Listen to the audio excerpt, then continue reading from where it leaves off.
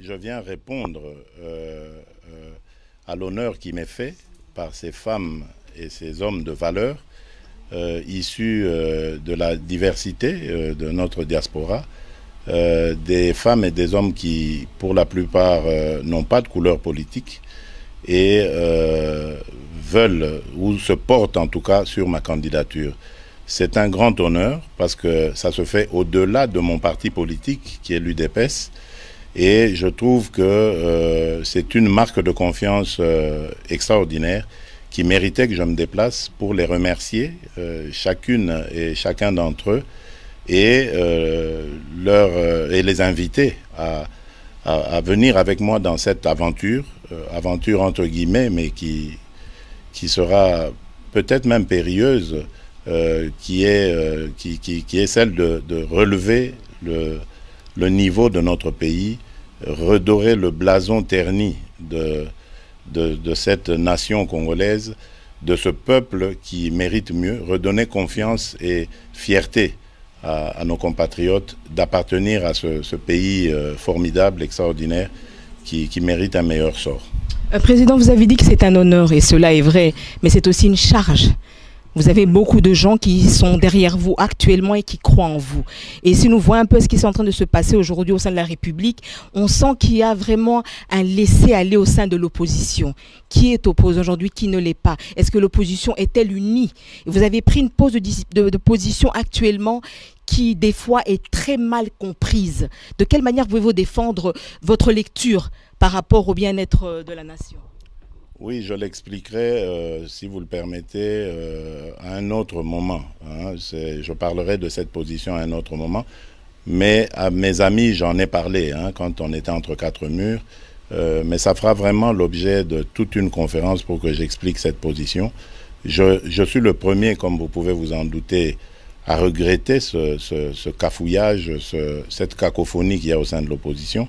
D'autant plus que j'ai investi ma personne à plusieurs reprises dans des réunions à Kinshasa et ailleurs pour qu'on ait un entendement commun. En fait, ce qui se passe, c'est simplement un problème de divergence de vue sur une stratégie. Et c'est malheureux de voir que certains d'entre nous n'ont pas eu à maîtriser leurs nerfs et se sont répandus comme ça sur les réseaux sociaux, mettant en péril cette unité de l'opposition qui nous est chère. Et nous n'avons pas le droit de nous comporter comme ça parce que toute une nation espère en nous.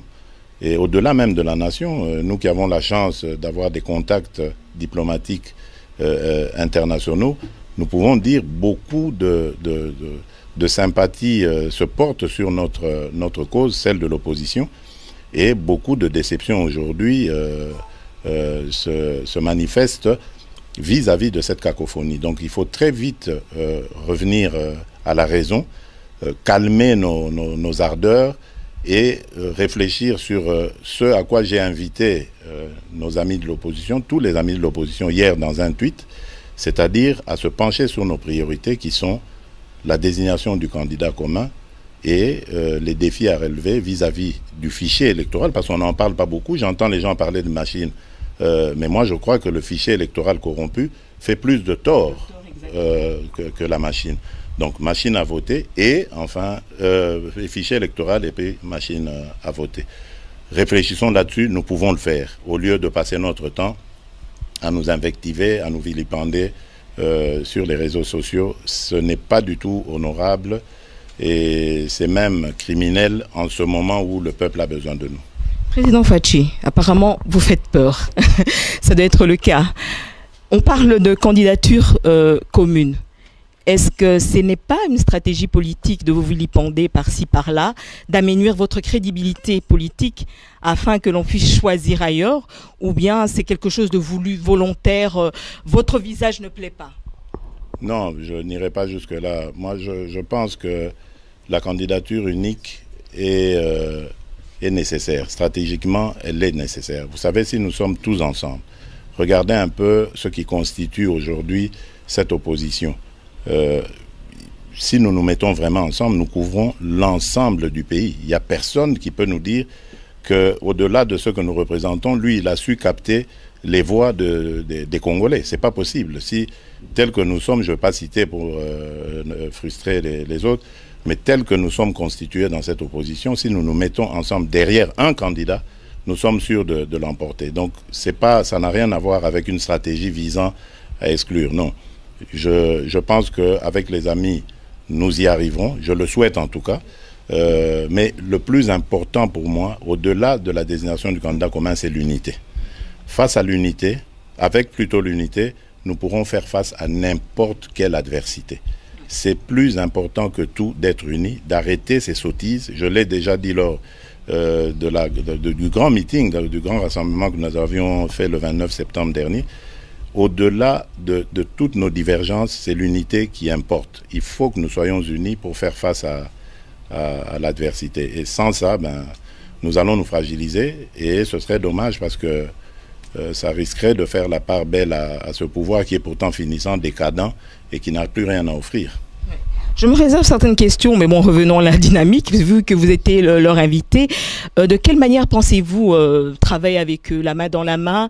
Vous allez les insérer au sein de vos projets politiques, court, moyen, long terme, ou bien c'est tout simplement une dynamique d'accompagnement par rapport au présidentiel? Non, c'est d'abord une dynamique d'accompagnement, certes, mais ce n'est pas un accompagnement pour la galerie. Je vous ai dit ici que ce sont des femmes et des hommes de qualité qui représentent la diversité de la diaspora congolaise et qui viennent au-delà de mon parti naturel, mon parti UDPS dans lequel j'ai évolué. Et donc, ce sont des femmes et des hommes qui m'accompagneront dès maintenant, qui ont pris l'engagement de m'accompagner dès maintenant, et jusqu'à la victoire, à la destination finale, donc à la victoire. Et même au-delà, parce qu'après, il faudra penser à relever le Congo. Je compterai également sur eux, en même temps que sur les membres de l'UDPS, pour m'aider à relever ce pays-là, à lui redonner cette fierté que je tiens à lui redonner. Oui, tout juste un petit mot pour clôturer par rapport à la population congolaise. Je vois un Congolais qui habite au Bandundu, au Bas-Congo, province orientale, donc les anciennes provinces. Qu'est-ce qui peut les convaincre de vous voter? Déjà, ma constance dans le combat. Malgré les mauvaises langues, moi, je n'ai jamais changé de parti. Je suis là. Je n'ai jamais trahi le combat que je mène.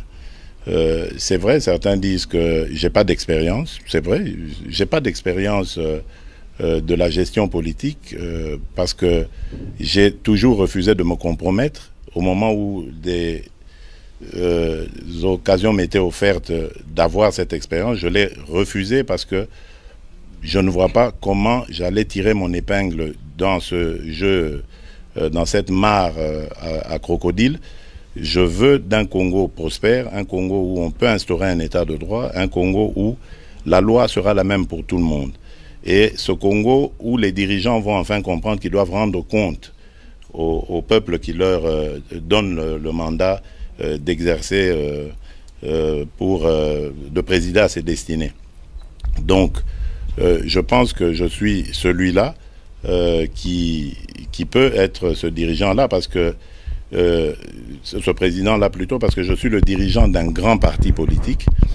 Je suis arrivé à sa tête par des élections démocratiques.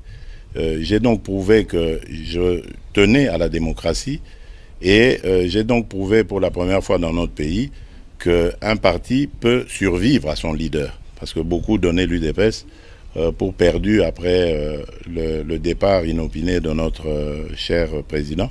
Et donc j'ai montré que je savais m'attacher à des valeurs et ces valeurs sont nécessaires aujourd'hui pour requinquer le Congo.